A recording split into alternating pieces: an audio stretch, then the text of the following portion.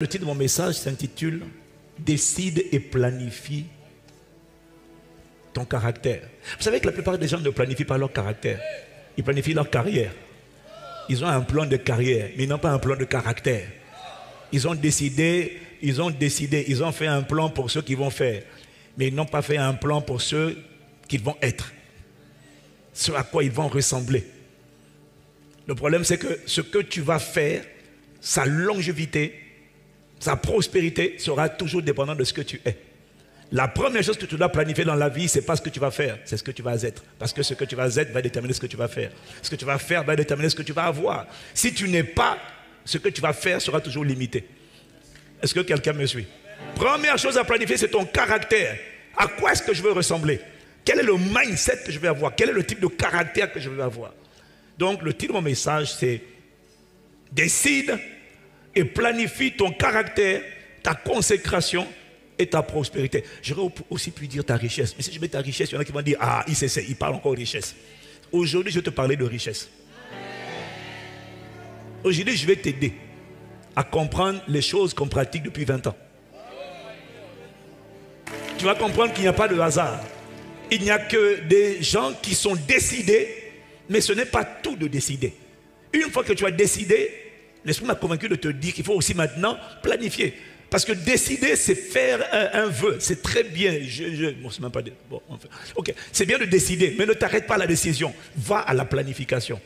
La décision, c'est bien.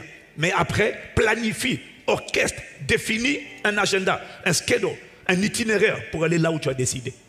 Est-ce que c'est bon? Est-ce que quelqu'un est là?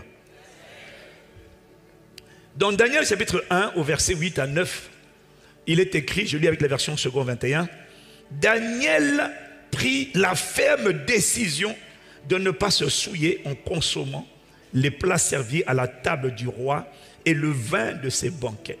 Il demanda alors au chef des eunuques de ne pas l'obliger à se souiller. Verset 9, Dieu gagna à Daniel la bienveillance et la compassion du chef des eunuques. L'autre version dit, lui, second classique, dit l'Éternel fit trouver à Daniel faveur et grâce auprès du chef des eunuques. Que Dieu te fasse trouver faveur et grâce dans ta décision. La grâce et la faveur viennent après la ferme décision ou encore la détermination. Je n'ai pas entendu amen. Donc cette année, je sais, la plupart des gens décident. Je décide, cette année je décide. Ok, mais je suis venu te dire, va plus loin que la décision. Après la décision qui est indispensable, décide à quoi tu veux ressembler. Décide ce que tu veux être, décide ce que tu veux faire, décide ce que tu veux avoir cette année. Décide-le. Mais ne t'arrête pas à la décision. Après la décision, passe à la planification. Une fois que tu as pris la décision, c'est bon, tu es motivé, tu es ferme. Maintenant, fais un plan. Active un plan. Définis un itinéraire, une route, un chemin que tu vas prendre pour arriver à ce plan. Pour arriver plutôt à cette décision ou à cette destination. Est-ce que quelqu'un me suit? Tu dois prendre des décisions, mais tu dois, après la décision, planifier. Tu dois comprendre une chose à propos de Dieu. Dieu est un planificateur. Qui aspire à être un imitateur de Dieu? Dieu est un planificateur. Dans Proverbes chapitre 21, au verset 5, je lis avec la version Nouveau Français courant, il dit, celui qui s'applique à élaborer des plans, lis bien, connaîtra l'abondance. La version française, la version du second dit les projets de l'homme diligent. Hein? Mais là, j'ai préféré cette version. Celui qui s'applique à élaborer des plans connaîtra l'abondance. Ça veut dire que celui qui planifie. Mais il dit celui qui agit avec précipitation, ça, c'est qu'on n'a pas planifié. Connaîtra la misère. C'est-à-dire quand tu fais les choses de la dernière minute, c'était pas prévu, c'était pas prévu. Quand tu prévois pas, regarde, quand tu voyages et que tu n'as pas prévu, le billet coûte toujours plus cher. Dis Amen. Mais quand on a planifié en avance, donc quand je dis ça, je suis en train de dire Seigneur, aie pitié de moi aussi. Aie pitié de moi aussi. tout ce que tu n'as pas planifié te coûte toujours plus cher. Dieu est un planificateur et il te fait une promesse. Celui qui s'applique à élaborer des plans, même si le plan, tous les plans, la plupart du temps, sont ajustés. Mais au moins, il y a un plan. S'il y a un plan, c'est comme un GPS. Au moins, il y a un itinéraire. Même si après, on recalcule, on modifie en fonction des paramètres, des données. Mais au moins, au début, j'avais déjà un plan. Commence 2025 avec un plan. Tu vas modifier en cours de route, c'est pas grave. Mais au moins 2025, dès les premiers jours, tu vas quelque part. Tu as déjà commencé à aller quelque part. Chaque jour qui passe, tu le maximises. Même si tu n'as pas atteint les objectifs de la journée, au moins tu as commencé à marcher vers les objectifs de la journée 2025. L'Esprit m'a dit de te dire, décide. Parce que la plupart du temps, tu décidais, mais tu ne planifiais pas. Maintenant, planifie. Et un plan détaillé de comment tu vas aller là où tu veux aller. Si tu es là, tu dis Amen. Parce que si tu n'as pas de plan, ça veut dire que tu n'as pas de vision. Tu n'as pas un focus que tu veux atteindre. 2025, ne passe pas l'année seulement comme ça là. Chaque jour, je me lève par la foi. Ok, gloire à Dieu si tu te réveilles par la foi. C'est vrai que c'est la miséricorde de Dieu. Mais définis où est-ce qu'on veut aller. Qu'est-ce que je veux devenir en termes de caractère? Qu'est-ce que je veux accomplir en termes de performance? Et qu'est-ce que je veux obtenir en termes de résultats? Les trois. Décide-le maintenant. Tu es dans les mois du commencement. Plante ça et viens devant Dieu en prière. Et plante ça. On tue le hasard en 2025. On ne dépend plus du hasard. On provoque le futur.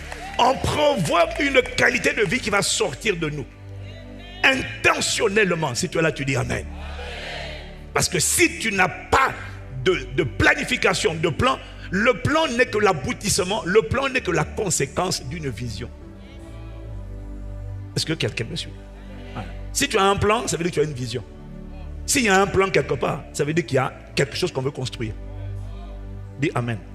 En architecture, quand il y a un plan, c'est parce qu'il y a une maison qu'on veut construire, il y a un édifice. Amen. Dans Proverbe 29, verset 18. Proverbe 29, verset 18. La version que tu connais dit... Enfin, tu connais. Tu vas connaître la Bible cette année. Parce qu'il n'y a pas de vision, le peuple est sans frein. Mais je prends la version parole de vie. Elle dit, quand personne ne prévoit l'avenir, ne planifie l'avenir, le peuple vit dans le désordre. Mais celui qui obéit à la loi est heureux. Dis Amen. Proverbe, je lis le même texte avec la version du semeur. Il dit, en fait c'est comme ça le texte hébreu. Il dit, quand il n'y a plus de révélation divine, le peuple se laisse aller. Heureux celui qui obéit à la loi. Alors j'ai étudié ça avec la Bible expliquée.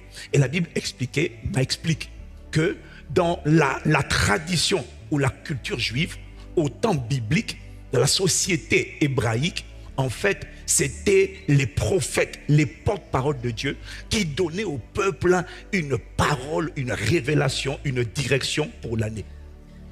Est-ce que quelqu'un me suit? C'est ce que t'explique Bible expliquée. En fait, il te dit, quand tu vois, quand il n'y a pas de révélation divine, la révélation divine venait par les prophètes. C'est-à-dire qu'il y avait un instrument de Dieu qui disait, cette année-là, cette saison-là, c'est là qu'il faut aller. Maintenant, ce qu'il dit, c'est que quand il n'y a pas cette directive divine-là, le peuple se laisse aller. Maintenant, quand il n'y avait pas la direction d'un prophète, alors les gens s'appuyaient sur la loi. C'est pour ça qu'il dit, heureux celui qui observe la loi. S'il n'y a pas la direction divine, s'il n'y a pas de révélation divine, le peuple d'Hébreu, le peuple hébraïque, si Dieu n'avait pas parlé par un prophète, au moins, ils avaient la loi, au moins appliquer la loi de la sainteté, la loi de l'intégrité, la loi de l'humilité, observer les principes que Dieu a établis, observer les commandements, même s'il n'y a pas de révélation, décide de pratiquer la loi de la sainteté. Décide de marcher selon les commandements de Dieu. C'est ça que le texte dit. Donc ils avaient deux choses qui les conduisaient. Ils avaient la parole prophétique et puis ils avaient la loi, les commandements. Maintenant, ce qu'il dit ici, c'est que s'il n'y a pas de commandement, au moins applique la loi. Au moins Dieu sera avec toi. Mais ce matin, le Seigneur te dit qu'il y a une parole. C'est ça qu'il est en train de t'annoncer. décide et planifie ton caractère. Planifie ta consécration. Planifie ta richesse ou ta prospérité en 2025. Première chose que tu planifies, c'est ton caractère. Planifie à quoi tu vas ressembler.